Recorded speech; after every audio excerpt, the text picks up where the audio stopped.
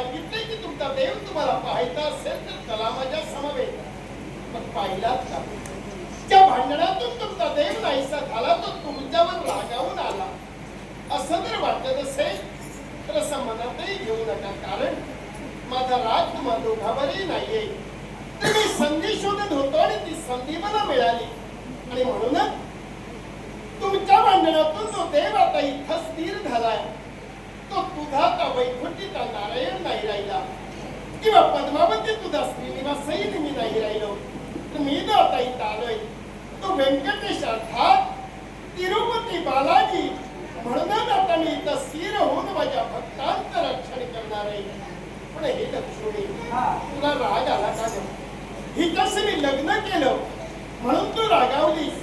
पण लक्ष्मी, ज्या पद्मावतीशी मी लग्न केलं हे माझ्या इच्छेपेक्षा तुझी इच्छा होती, म्हणूनच मी तिच्याशी लग्न केलं. माझी इच्छा आठवण करून देतोय.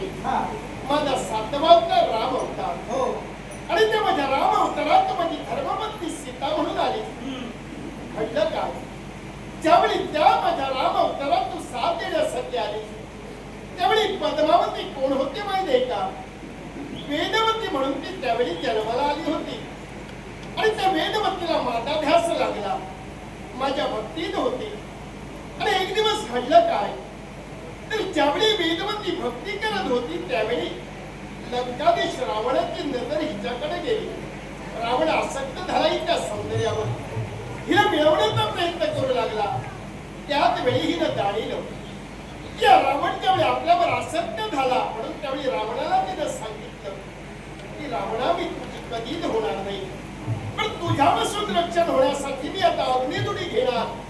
पण अग्निदुडी घेण्या अगोदर वेदवतीने रावणाला शाप दिला की तुझ्या मृत्यूला कारणी वेदवती ठरेल.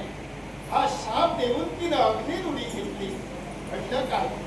अग्नीनं तिला भक्षण नाही केलं, ती अग्नीच्या सानिध्यात तशीच राहिली. आणि संधी तिनं केव्हा साधली माहिती का?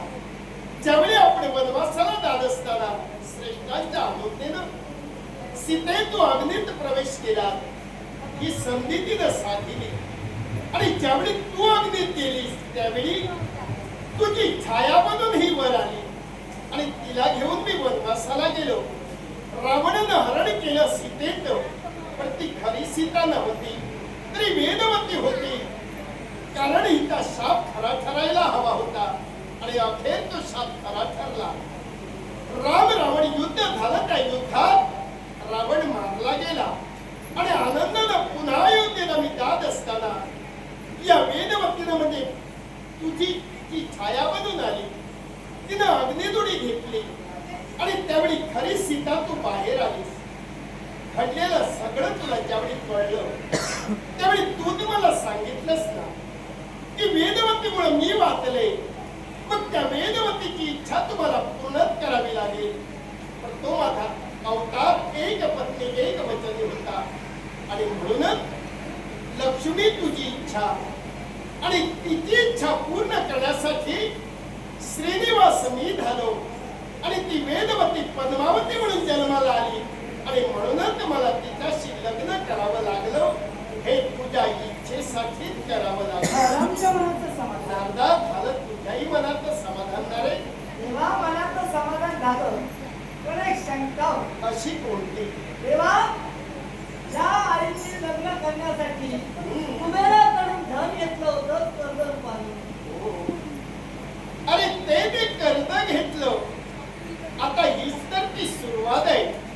त्यावेळी मी काय सांगितलं होतं? कर्ज देव घेणार, पण देवानं घेतलेलं कर्ज माझे भक्त कलियुग संपेपर्यंत फेडणार. आणि ते कसं माहितीये का? याच क्षेत्रात मी का स्थिर झालो तर भक्तांच्या रक्षणासाठी या कलियुगात माझ्या भक्तांचा मला उद्धार करायचा आहे. आणि म्हणूनच मी जो इथं स्थिर झालो त्यावेळी माझे भक्त माझ्या दर्शनाला इथे येणार. आणि दर्शनासाठी ज्यावेळी ते भक्त इथे येणार त्यावेळी त्या भक्तांना कळलं जाणार की आपला देव एका कर्जात आहे. आणि देव जर कर्जात राहिला तर आपल्या भक्तांचा काय उपयोग आहे? म्हणूनच माझ्या दर्शनासाठी म्हणजे या तिरुपतीच्या दर्शनासाठी येणारा प्रत्येक भक्तजन या तिरुपती देवाला धन अर्पण करेल आणि ते धन भक्त मला देणार. ते धन कुबेराला दिलं जाणार आणि अशा प्रकारे त्या कुबेराचं कर्ज फेडलं जाणार. म्हणून नामदा, माझ्या भक्ताने ते मला धन ठेवणार ते वाया मी नाही घालवणार. कारण जेवढं धन मला इथं देणार त्याच्या 10 पट माझ्या भक्तांना मी धन देणार आहे आणि भक्तांना जीवनात सुखी करणार.